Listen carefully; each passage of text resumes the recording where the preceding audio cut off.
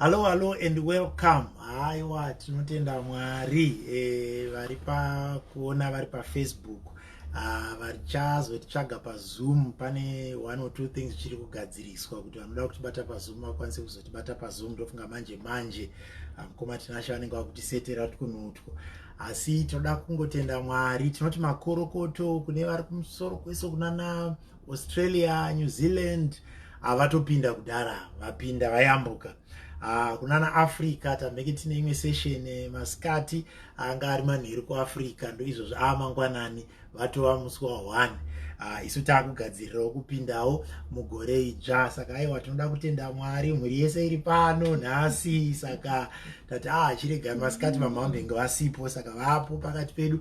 Toda kuti timboimba karumbo, handiti katisati taridza zviya zvinoridzwa apa, tomboimba karumbo muchikoka vamwe, sharing with others, inviting others, tell them kuti zvatanga futi nhasi tiri kuswera pano, zvatanga futi. Pana vamwe vakuda kuyambuka USA neCanada, saka tinoyambuka tiri pamwe chete.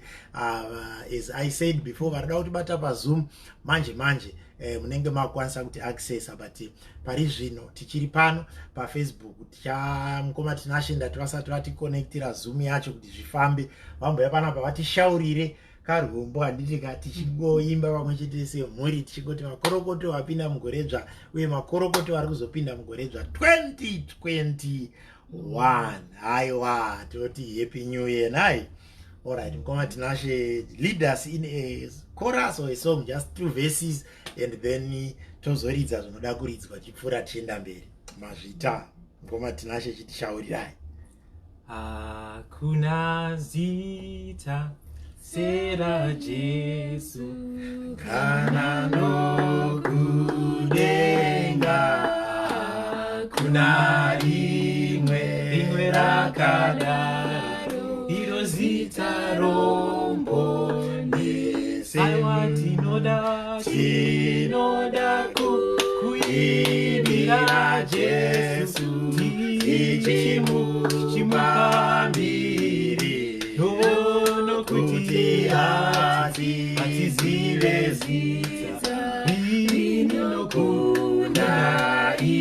Akaita nyasha ndi Jesu akaita nyasha, takamukanganwa, katienda zvakomana, usazota aiwa tinoda kuimbira Jesu, tichimupambire nokuti hatizive zita rinokunda iri. Aiwa, thank you so much. Saka pari zvino ndichambodismisa sister Munashe na mukoma Tinashe kuti vambotibatira mishini yedu pane zvese zvinoda kugadziriswa. Vanozodzoka taakupedza zvekare. Thank you for a beautiful piece. Ndombosara panapa naamai tichigadzirirwa veZoom. We are very sorry, but zviri kugadziriswa manje munenge makwanisa kutibata, Mwari vachiitira zvakanaka. Mama maswerawo sei, muri kunzwawo sei kuti taakuda kunopinda mugore idzva? How are you feeling? Tinotenda kuti Mwari vane nyasha, tapinda taakutopinda kuAfrica, vatopinda kare kuAustralia kare kuUSA, Canada tiri kupindawo manje, so tiri kunzwa kufara kuti Mwari vatichengeta, tiri kuvambuka tose. Nyasha dzaMwari dzakatitungamirira tikafamba mugore ranga rakaoma gore irori, asi nyasha dzaMwari takangodziona. Yezvino nhasi tiri pano nekuda kwenyasha. Yes, tichipemberera 2021. Wonderful. We want to welcome ndofunga kuti vepaZoom zvabva zvagadziriswa namukoma Tinashe, so we want to also welcome you vari kuzotibata vari paZoom. Thank you so much for connecting through, and we apologize for the late delay. Technically pane zvakazvimbogadziriswa nenyaya dzemasound nezvimwe zvakangodaro, but as you are inviting other people, because what we are going to do briefly, this is what we are going to do. We are going to play some music, and then we're going to share the word, And then immediately after sharing the word, we are also going to partake in the Holy Communion. I will say maybe 5 minutes before we break into the new year here in USA and Canada. 5 minutes before then, we are going to partake in the Holy Communion. Vanga vasina kunge vaunza pedyo chingwa chavo pamwe chete nemagrape juice avo for the communion, please unzai padhuze nekuti patinosvika na 5 minutes to 12 tichabva tangoita partake in the communion. We have some people who have been praying and fasting, and I know they will be breaking their fast with the communion. Mwari vachitira zvakanaka, so we'll consecrate these elements and then you can have them wherever you are. Mwari vachingotiitirawo zvakanyanyisa kunaka. And then tapedza izvozvo patinoita crossover into the year, we are going to play the song Kana Wakayambuka Tenda Mwari. Kana taridza iyoyo kana wakayambuka tenda Mwari, totamba tese chifara wapinda mugoreja, asi tisaenda nokuti patinopedza song iyoyo ndo patichaita ma declarations at 2021 makore acho ari kuwanda 2021. So I'm going to play something here. Ndoda kuti tione kuti tinga ridza music kana tawanirwa music, taridza music. Vamwe nevamwe kwamunenge muri ikoko ndichakumbirisa kuti ingowanawo imwe hama yaunokoka, because tichaverenga shoko topinda mushoko tongobata zvishoma tonamata. Chikuru chatiri kunyanya kukoshesa kunamatira gore ra 2021. We have been having 3 days of prayer, 3 days of fasting as well. So we want to get to a point where after the 3 days of prayer and fasting, we are celebrating kuti Mwari tiri kutenda, we have faith. Handiti amai tikutenda kokungoti 2021 ndichave gore rakanaka. Mino munorionawo sei? Aiwa, zvatinenge tatodeclare nemiromo yedu ndo zvinoitika, nokuti shoko raMwari rinoti death and life lies upon your tongue. So whatever you are going to wish for yourself and say it with your own mouth, Mwari vanozadzisa izvozvo according to his will, of course. Ichokwadi kuda kwaMwari, whatever that we are going to say, whatever that we say, whether we are saying it amongst ourselves, whether we are saying it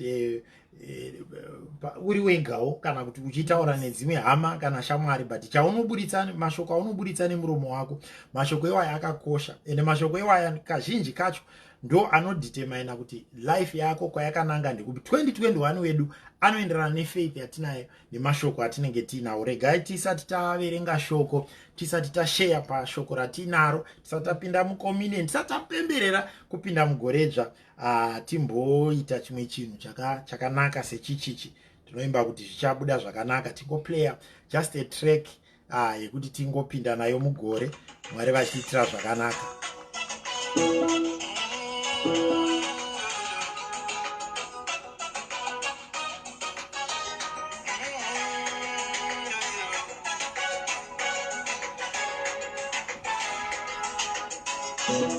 Bluetooth connected. Ya, ndofunga pane zviri kuitika, pane zviri kugadzirwa namukoma Tinashe pasera.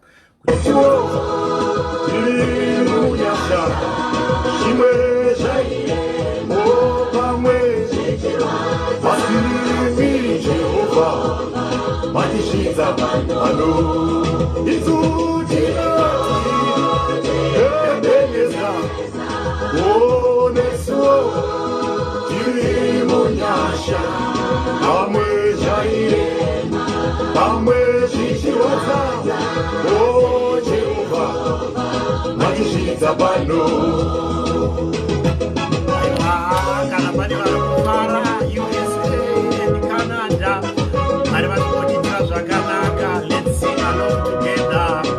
Inyasha dzaMwari, vamwe vese vanga vapinda tanga tasarira yakukwanawo time yedu kuti pinde onai. Toimba pamwe chete setoti nhasi toti mururu kumatenga, tine mufaro wakawedzerwa shei. Munhu wese tamba iwe, munhu wese imba iwe, titi Jehovha matizvidza pano. Yeah.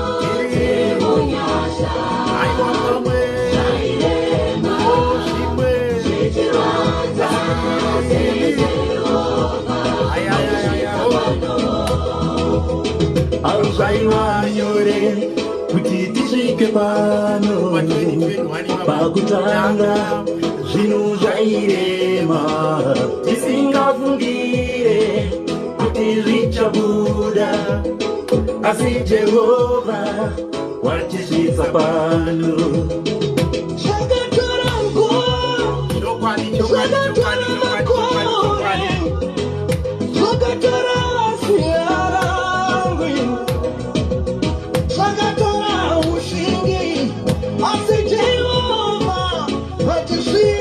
Pano Baba, Yesu Tingati, oh Yesu, Timoyasha,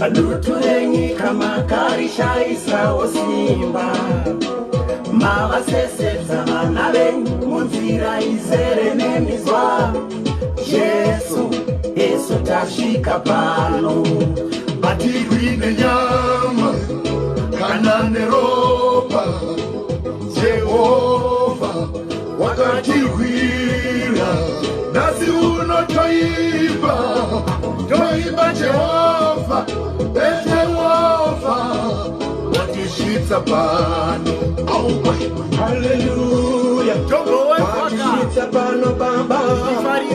Hallelujah. Watisvitsa pano. Zviro kwazvo Mwari wangu. Watisvitsa pano. Yelele. Ya yelele. Baba wangu. Taiti zvinorema. Baba wangu. Nemi zvakakoneka. Yelele. Ya iyo Tinoti Hallelujah Yesu Timoyasha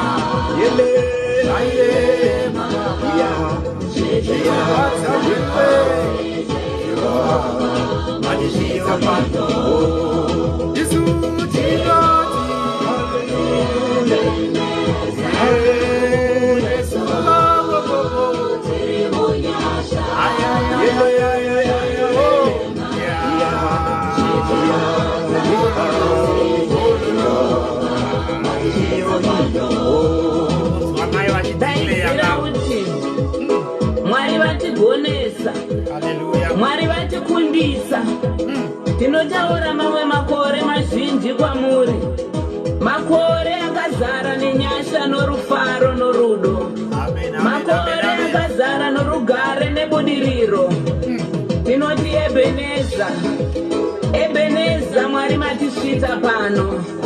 Ebeneza, Mwari matigonera.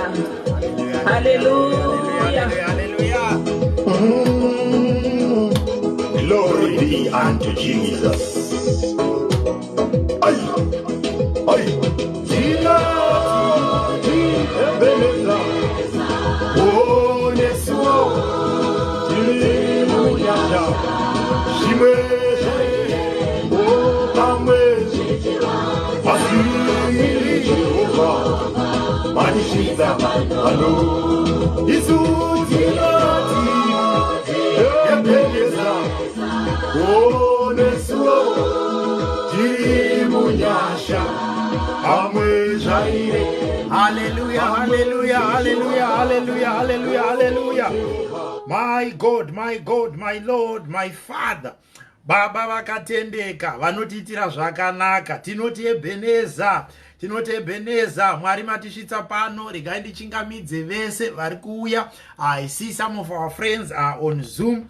Thank you so much for logging in. I see many hundreds of people. I see many people who are on our Facebook platform. And we want to thank you and we want to welcome you.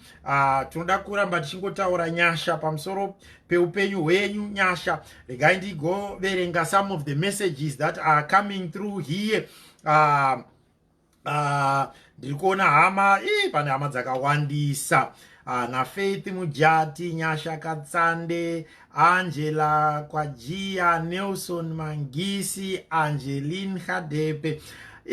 Pane hama dzakawanda. If there is somebody kana paine munhu waunongoshuvirawo zvakanaka gore ra 2021, wauri kushuvirawo zvakanaka gore ra 2021, just write, just tag the name of that person, even if they are 2, even they are 3, or even when they are 20. Kana uchikwanisa kuvataga vese pa platform iyoyi, pa platform yatiri kushandisa nhasi, chibva imangowataura nemazita. Some of the messages we are going to read patichazenge tichipedzisa kubata vhangeri yedu yatoda kungoshumira nayo munguva pfupi tisati tapinda mucrossover yedu. Kwasara maminutes mashoma, pane maminutes mashoma asara tisati tapinda mugore ra 2021 USA and Canada. Tariro Mzembe, we see you. Faith Mujati, we see you. Lloyd Shumba, we see you. Nyasha Katsande, Tel Banks, we see you. Nelson Mangisi, we see you. Tukona varipa Zoom platform as well. The Magengas, the Maconis, Ruth, Maina Chikore, nedzimwe dzakangonyorwa mazita emafoni was iPhone. Tese takadaro tiri munyasha. Mwari vachiditira zvakanaka. We want to thank God for that. So vari kuona on Facebook, or where you can write some comments, just tag somebody and write a message. If you have a message that you want to give to someone, wauri kuda kuti aitirwe zvakanaka mugore ra 2021 ratakupinda. Masikati amai pamamusipo, I was talking about giving thanks to God. And we read from the book of Psalm chapter number 100 verse number 4, and we were talking about where the Bible is saying enter his gates with thanksgiving in your heart, and enter also his courts with the praise. Zvakakosherei, zvichingava chinhu chakakosherei kuti vanhu vangodzidza kutenda Mwari. Ende pana 2020 gore ratapfuura iri, pane here zvatingati munhu anogona kutotenda Mwari negore ranga rakaoma kudai? Ameno ndimunzwa kwamuri amai. Kutenda Mwari pamusoro pechipo cheupenyu chaipo zvakatokosha izvozvo, kuti gore richipera tidzokere kuna Mwari titi Mwari makaita henyu, makatipa chipo cheupenyu, takararama, vamwe pavakarwara, vamwe vakatotisiya, asi iwe uchingori mupenyu. Izvozvo zvega zvinokodzera kuti tidzokere kuna Mwari anopa upenyu, kuti tingonoti Mwari makaita henyu. Ndosaka vari kuti uchitopinda pamukova, uchitosvika kumagedhe, uchitotanga nekutorumbidza Mwari nekungovatenda, gore racho risati ratosvika irori tiri kutoti kwakutotanga rimwe, patitombotanga tatenda Mwari pamusoro kwatabva, kwanga kuririma, kwanga kwakarema, kwanga kuchida kuvambuka, kwanga kuine nzara, kwanga kune kurwara. Asi tiri kungoti Mwari tasvika, tinokutendai, takutopinda mune rimwe gore, tinotenda Mwari nezvavakatiitira. Amen. We thank God for that. Toda kuti patime yatinozononamata, patinonopedza taita crossover iri patinonopinda panguva yemunamato, we want to tichada kukumbira mama to declare some things. I've seen her declaring in people's lives. I've seen her declaring at church. church, I've heard her declaring in songs, and I've seen things happening. So we know une chipo chake chakapuwa na Mwari, amai vakapuwa chipo chekudeclare zvinhu zvinoitika, kutaura zvinhu zvinoitika paupenyu hwemunhu, kuzvireva zvichibva zvaitika. Saka tichavapa mukana patinozonopedza tapinda mucrossover probably around 10 minutes past 12 tichazenge takuvapa mukana amai wekuti va declare in prayer, vataure zvinhu. But some of the things, you know, Colossians chapter number 4 verse number 2, you know, devote yourself to prayer, being watchful and thankful, which means praying, watching and thanking. Zvinhu zvinotokosheswa pakubata kwatiri kuda kuita 2021. Kana zvinhu zvanga zvisingaitike palife yako, tiri kuda kudeclare zvinofana kubatika, mweya mutsvene anofana kutibatsira. We should be prayerful. Prayer life yedu, ini ndinofunga kuti kana tikagona kuimprove prayer life yedu, kamunamatiro kedu katanga tichiita, kuzviswededza pedyo naMwari. In the afternoon I was speaking about relations, kuti COVID yakadzidzisa vanhu kukoshesa hama, kukoshesa ukama, kukoshesa kuona zvechokwadi kuti pano pasi hatigari ende hatizive pano, kushainirana nekuvhairirana kweumwe kwatinoita, kungoitirana zvedu, kuda kuomeserana, kuda kudonhedzana pasi, kuda kupfumurana, kuda kuitana zvese zvakangodaro, kusangonzwisisa kuziva kuti time yatinayo panyika is very short. And as Paul is saying to the Colossians here, nguva yedu zhinji ngaiperere pakuziva kuti Mwari vakatiisirei panyika, tonamata, tove watchful, tove thankful. And these three elements are mine. I wish kuti munhu wese akatiterera nemunhu wese akatitarira panguva ino angopiwawo chipo chezvinhu zvitatu izvi naMwari, an improved prayer life muna 2021. Kuti hongu 2020 mwakapedza asina kana kutsanyana na one day, haana kana zuva raakambofungawo kuti nhasi hakudyiwe, umwe akapedza asina kana zuva raakanamata, kana time yakambozvipa kungoti this is my own personal time to pray. So being prayerful, and secondly being watchful. When Paul is talking about being watchful, ari kutoziva panyika panapa pane vanhu vanoita zvinhu, vanorongera vanhu zvinhu, ende ukasave neziso rakasvinura kuona. Jesu akapedzisira ati ngwarai senyoka, asi makazvininimbisa senjiva. Kakungwara ikako kanonzi naJesu ngwarai senyoka ndo kari kunzi naPaul panapa, be watchful. And we want to be watchful in 2021. Kune zvinhu zvakatidonhedza muna 2020. Tine matraps nemakomba akatiwisa muna 2020. Tine makona mamwe atakabondera muna 2020, or even in the previous years. But what Paul is saying to us is, let's pray for that spirit of being watchful. Zvekuti chakandidonhedza 2020 ngachirege kundibata 2021. Chakandiwira 2020 ngachirege kundiwira 2021. Gomba randakatsvedzemuka mariri 2020 ngandirege kutsvedzemuka mariri 2021. That's being watchful. Kutoti Mwari tipei maziso ekuona zvisati zvaitika. Being watchful does not only relate to things that you see before they happen, but it also relates to things that have happened in your life before. There are mistakes that you have made. There are temptations that we have fallen to and fallen prey to. And there are people vakatotivhara, kune patakatovharwa 2021 nedzimwe hama. Being watchful simply means kuratidzwa zvichaitika mberi zvisati zvaitika. At the same time uchiona zviri kuitika in your presence. At the same time uchifunga nekuonawo zvinhu zvakaitika mumashure nekuzozviavoida. Uya murume wainzani, uya mhizha yari wakanzi naPaul, ngomungwarire, mark them. Hanzi naPaul, mark them and avoid them. Vanokonzeresa zvinhu zvisiri izvo pamuri. That's being watchful. And that was Alexander, the Smith, mhizha yainzi Alexander.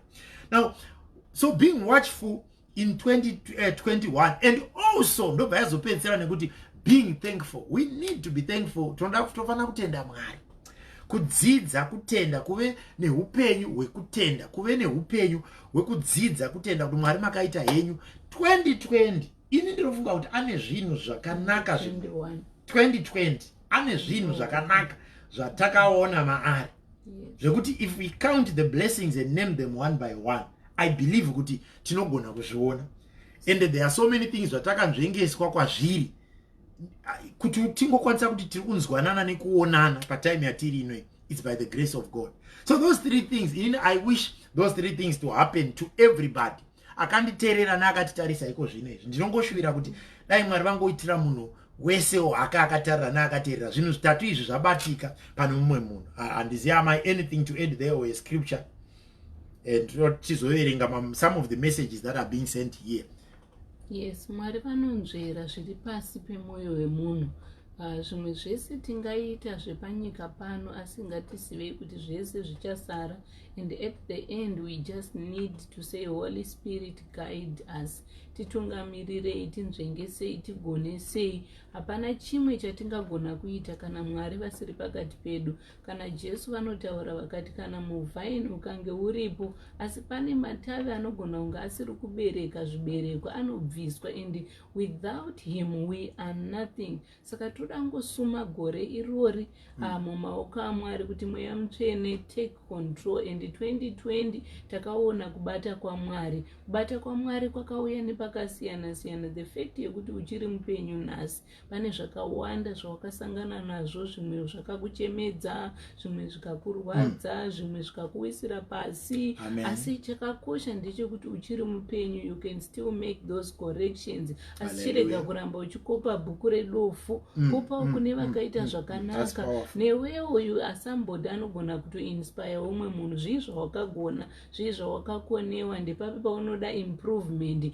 ndokugona kugadzirisa upenyu tichienda muna 2021. Tirege kuramba tichingowisirwa nechitsiga chaunoziva kuti pakati pane chitsiga, nevamwe vanenge vachitoziva kuti pakati pane chitsiga chinogona kukuisira pasi. Ngatinzvengei nzira dzakadaro, tifambe maringe nezvinodiwa naMwari, nokuti panyika ndaitaura musuno ndikati vanhu vese vakazvarwa kuma1700 havasisiku, vekuma1800 havasisiku, vashoma shoma, vekuma1990s kuma1900 kwekutanga vashoma shoma vasara. Saka we don't live forever. Let's correct our mistakes and move on. Renje rinopfuurika, tinoyambuka, pane kuri kuendwa, nyasha dzaMwari dzichionekwa paupenyu hwedu. For now, that's all I can say. Wonderful. Thank you so much, Mama, for that edition. Patience, Ruvarashe Katsambi, may God help me to be more prayerful and thankful and watchful. Memory munakanzi ndipe meso emweya ndione zviri mberi. Anotodiwa meso iwayo. We need to receive that. Ndoba patinozoimba titi kune mhepo inoperekedza. Tinotoda Mweya Mutsvene kuti afambe nesu. Lloyd Shumba hanzi Mama musandisiyewo pamunonamata, pamuchadeclare mudeclare nemba yangu. Wonderful. That will be done. Audrey Muganyani. 2021 we are sober minded. 2020 was hard. Hanzi Mwari akatisikira kuti timuzive, timude, timuitirei tichiri pano pasi, tigonofara naye kudenga narini wose. That's we can't even add more to what you have said. That's exactly what we should be doing. We thank God for 2020. That's Angela. For 2020, it wasn't a good year indeed, but we praise you for the gift of life, wishing everybody a health and prosperous new year. Elsie Chwanza is wishing Energy Mafunga, Mike Craig, Asanda Valerie, Hanzi Mwari vakuitirei zvakanaka muna 2021. Be blessed. Thank you so much, Catherine Chakamanga, Memory Munaka, Abimoyana, Angeline Kadebe. Thank you for the stars that you have brought to support the word. Anzina Mai Anodi, Amen, Ishoko Benyu, Renguwa, Clemens Kandeke. Thank you so much. I see so many scores of people on our Facebook platform, and we still have our friends on our Zoom platform as well. We want to thank God for that. Toda kuramba tichitenda Mwari panguva dzino. Ndoda kuti chive chinhu chakakosha kuti tibatisise shoko iri kuti zvimwe zvinhu zvese. We were saying on the other day, Matthew 6 verse number 33, seek ye first the kingdom of God and its righteousness, and all these other things will be added unto you. Ndinoziva kuti muna 2020 kune vanhu vakadzingirira all these other things zvikaramba kubatika. And Kristu zvaari kutaura ari kuti ngatimbotsvagai the kingdom first, ngatitsvagei Mwari neumambo hwaMwari. Tsvaga kuve relationship naMwari yakanaka, kwete kuda zvinhu zvaMwari usingadi Mwari wacho. I think ndo patinoita mistake yakawanda vazhinji. We love the things that God gives. Ndosaka uchiona kuti ndikatanga panapa kuti grape juice taishandura yatoita madola next week pamba panapa panenge pakatozara vanhu vachiuya kuti toda kushumirai nyamba hakusi kuda kushumira kufambira madhora aya ari kuchinjwa grape juice ichiitwa madhora kureva kuti chatiri kunyanya kudzingirira zvinhu zvatinopiwa naMwari instead of kudzingirira ukama hwedu naMwari. When you have a relationship with God, when you have a good relationship with God, ukave neukama hwakanaka naMwari, zvinhu zvese izvi zvinounzwa mulife yako. And what we are saying is, what is more important is not to go and get from God, but what is more important is to have a relationship with God. Because when you have a relationship with God, the things that you desire will come to you unlimitedly. It will be unlimited grace, unlimited provision. Is Jehovah Jireh our provider. 2021 ndapota hama dzangu tisatapinda pakomini yedu ndapota pane vamwe gosa vekwedu kwaivanzara kuti ndakunanzvaitsoka ndapota hama dzangu chimbozviitira a resolution yekuti 2021 I want to have a better relationship with God. I want to be there with God. I want to be everywhere. I want to be everywhere God is sending me to go and do all the things, the spirit of love, especially because God is love. And the Bible says, love one another. As God is love, so as much as God loved us, so we should love one another. Amadzanguka, pasipano atigare. Tinopura, ende tirikugara nguva pfupi. Let's love one another. Let's do great things unto one another. Let's also celebrate one another. Ukaona munhu aitawo chimwe chinhu chakanaka, pemberawo naye. Ukaona munhu abudirira paarea yabudirira naye, musapoti, ingomutsigirawo. Kana kungomupawo ameni zvayo kuti mwana agraduate kuchikoro ameni sure. Kutsigira hatina nguva yakareba pano. Ende vanhu vazhinji unozoona kuti zvinozobuda panoitwa mafunerals, pamaburials and so vamwe unozoona misodzi ichibuda kuri kuchema kuti ndakatadza kumuitira zvandaifunga kuti ndaifanira kunge ndakamuitira, or maybe I wasted opportunities to be able to do things for this person. But mucovid muno vazhinji takazodzidza wakuchirambidzwa manje kubuda mumba kunoona hama dziya hadzichaoneki. Let's spread love. Let's love God. Let's love people. Indofunga zvinhu zviviri izvo zvotikazvigona tinenge takundiswa. Let's love God. Let's love people. 1 Thessalonians chapter 5, 6 to 18 inotichi iri kutichiya pamaya 1 Thessalonica 5, 16 to 18 mungotiverengera tisatapinda paHoly Communion.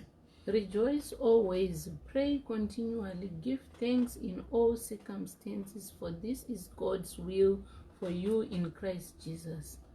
Rejoice always and pray continually. Yes. Rejoice always and pray continually, giving thanks in all circumstances. Izvozvi zvatiri mazviri tichitenda Mwari nekuda kwazvo. For this is God's will for you in Jesus Christ. Hakuna chimwe chinhu chinopfuura izvozvo. Kugadzira ukama hwako naMwari 2021 nekugadzira ukama hwako nevanhu, kuregerera vakakutadzira, kuregererana, tichitaurirana. Hatina nguva yacho. Pane paunoyatsoona kuti you are spending a lot of time hating people or holding grudges with people and so forth, or not. Nguva yauri kutopedza iyo, you should have been progressing in life. I think I made a post during the course of the week. You should be progressing in life, but tiri kupedza nguva pazvinhu zvisina basa tichisiya zvakakosha. Let's build our relationship with God. Let's build our relationship with others. Mwari vachingotiitira zvakanaka. Ndichakumbira nekuda kwetime yedu. I've seen other people who have come through. McDonald Marimo Tatenda, Erita, Arnold Mutize, Joylin, Mainoko Ekwamashaya Mombe Memory Munaka, Exhibit Makwindi. I think these are some of the people who have come through. Patanga tiri kuverenga, your messages are coming through. The declarations will be made. Now takuda kupinda mu Holy Communion kune ma minutes matatu anenge asara tinozviita in the last 2 minutes, and then we pray, and then we play the song. As we cross over, we play the song and dance to the song.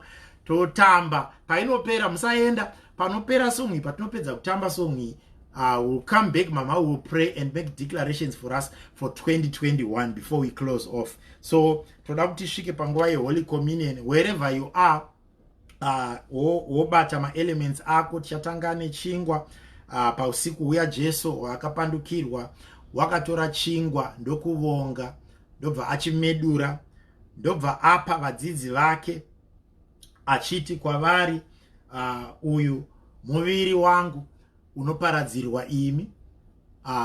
Tirangarire kumedurwa kwechingwa kunomirira kumedurwa kwemuviri waKristu uchiparadzirwa isu pamuchinjikwa. Ndinonamata kuti pauri ipapo izvozvi pawakabata chingwa ichi, rangarira chinhu ichi: Kristu wakatifira pamuchinjikwa, muviri wake wakaparadzirwa isu.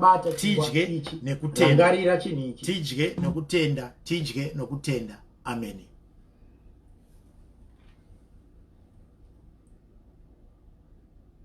Pausiku humwe chetewo wakatora mukombe akavonga, akanwa kwauri akati, mukombe uyu iri iropa rangu rechitenderano changu, chinove chitenderano chitsva chepaKalvari.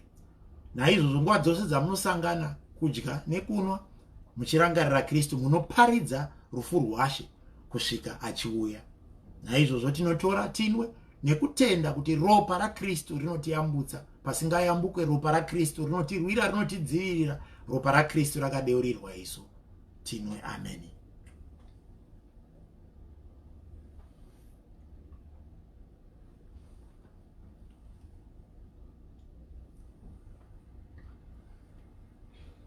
Tinotenda zvikuru. Munguva dzimwe chete idzodzi ndinofunga kuti kwasara maseconds mashoma according to my watch here, kwasara maseconds mashoma kuti tipinde mugore idzva. Kwasara maseconds mashoma. Maseconds iwayo ndoda kuti painongonokwana ichichaya kudai tobva taridza rumbo rwedu. Ndoda kuti tisvike panguva yekutamba. America pamwe chete neCanada tatasarira vamwe vachizvichiitika, asi zvino yakwanawo nguva yedu kuti tiitirwe zvakanaka. Mwari vachiitira zvakanaka. Ndoda kuti tisumuke pauri ipapo, chingosumuka ungofara, utende. Happy happy happy happy happy happy happy. Tapinda happy tazopindawo. Mwari vachiitira zvakanaka tiri kwatiri ikoko. My God, tinotamba tiri kwatiri ipapo. Tinosimuka utambe kana uine vamwe. Hug somebody, give somebody a high five. Wow, Matinashe, Sisi Munashe, we are fano tipale ni pamwe chete. Tapinda.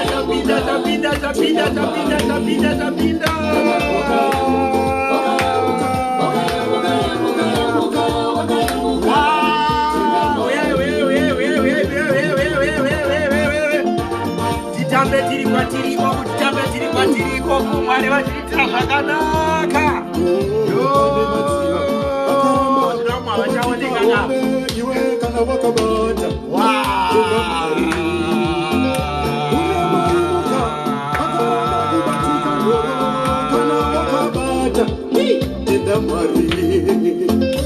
Vane zvitubu zvakaramba kubudisa mvura yako kana yakabuda. Kune miti yakaramba kubudisa michero wako kana wakabereka. Tenda Mwari. Rakarakawana korero. Tapinda. Rakarakawana korero. Kana wakayamuka tenda Mwari. Ngatitende Mwari, titende Ishe wetu wakati yambuka. Taifanira kuparara Jesu nokuti yambuka. Zvakawanda mugore rino nokuti yambuka. Ngakujeishe kana matwendeso ngarumbidze wakati yambuka. Musarivare, musakanganwe, musazorore. Ngoma wangu we, tenda Mwari. Musakanganwe, musazorore. Tenda Mwari. Avone mineni tose. Kana takayambuka, titende Mwari. Avone mineni tose. Kana takayambuka, titende Mwari. Andiko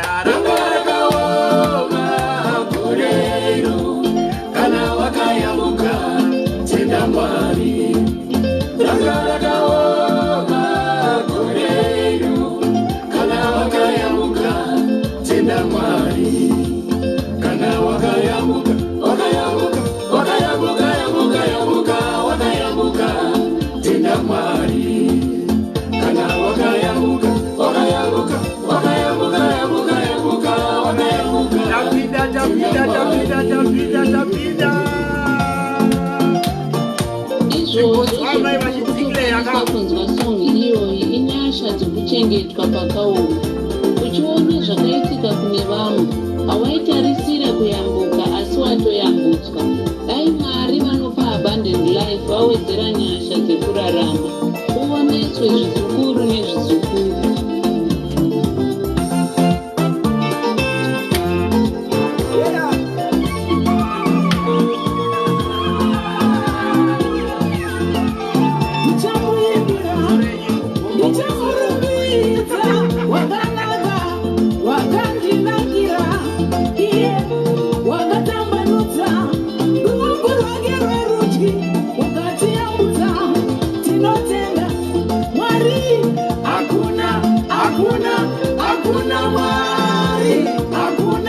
Wakafanana nemi,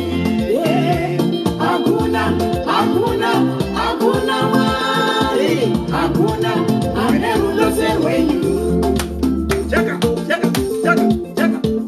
tapinda 2021.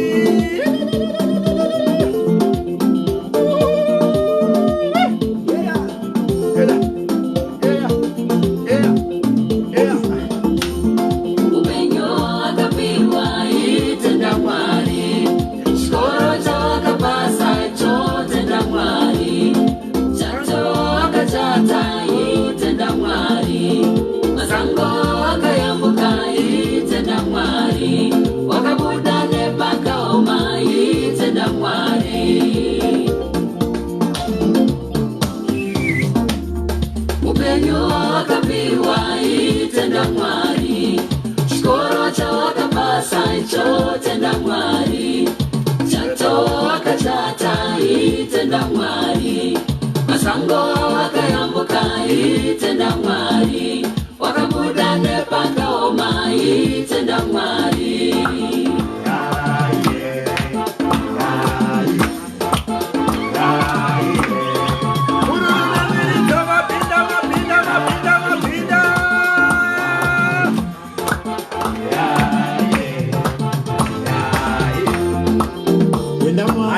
Ngatitende Mwari, spesi yedu ndiyo diki, spesi yedu ndo yaita diki, hanzi tenda Mwari wakayambutswa, wakabuda mugore ranga rakaoma.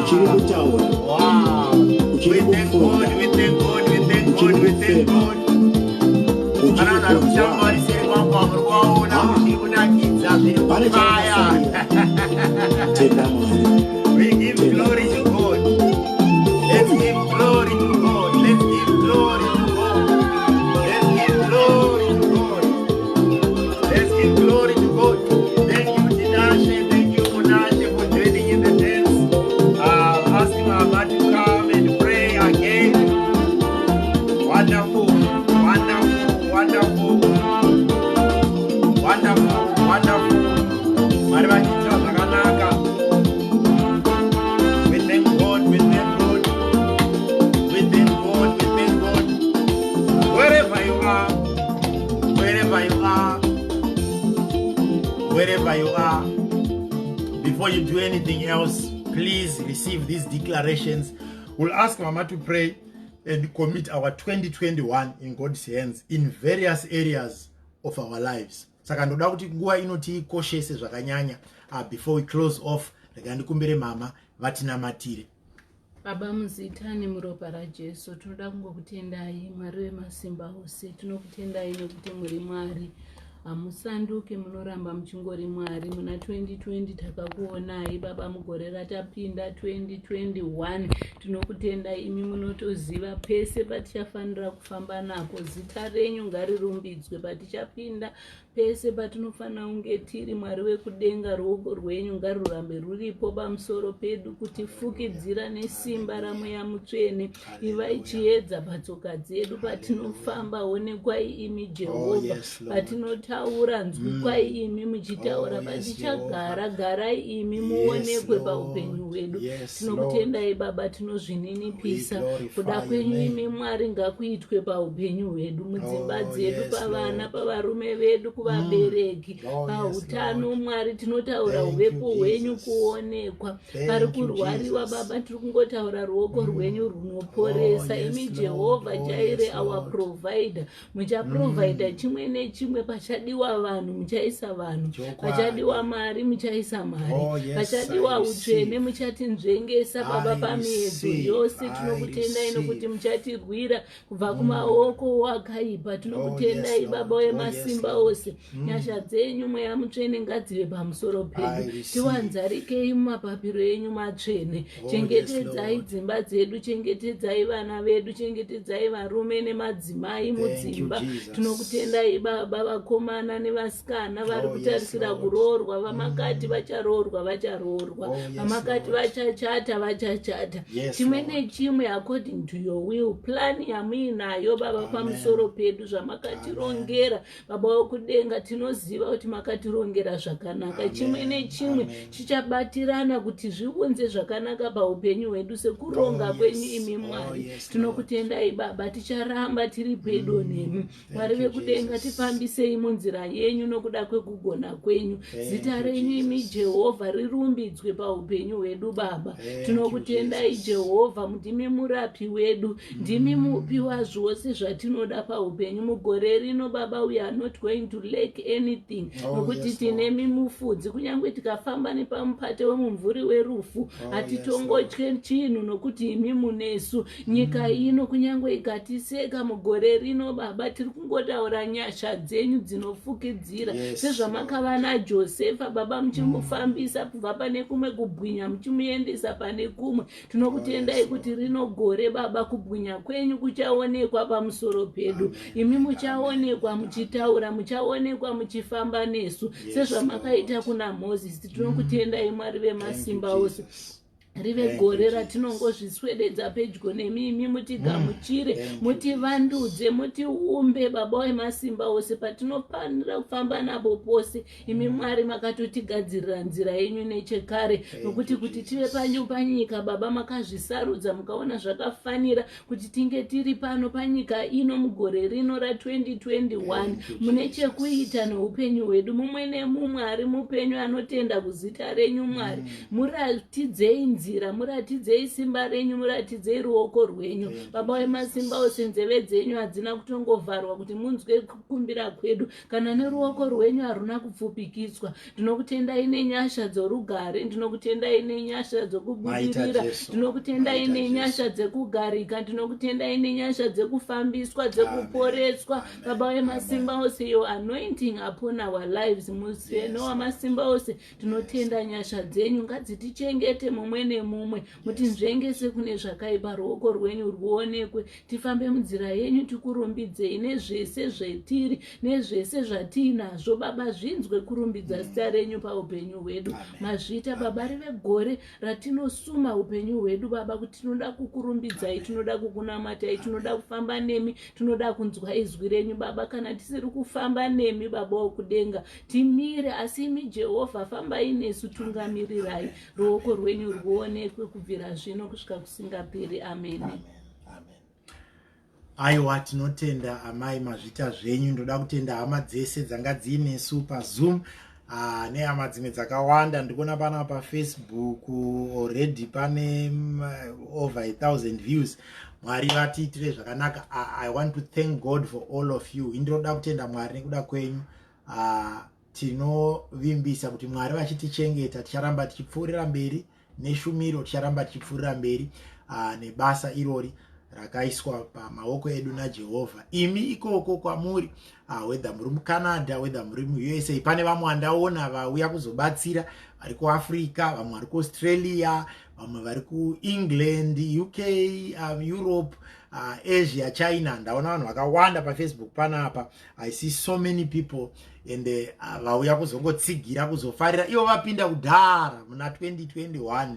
Vamwe vatorara vatokotsera hope dza2021 vauya kuzongotitsigirawo kupindawo pamwe chete nesu kuti aiwa regai tikuperekedzei mugore rakanaka iri.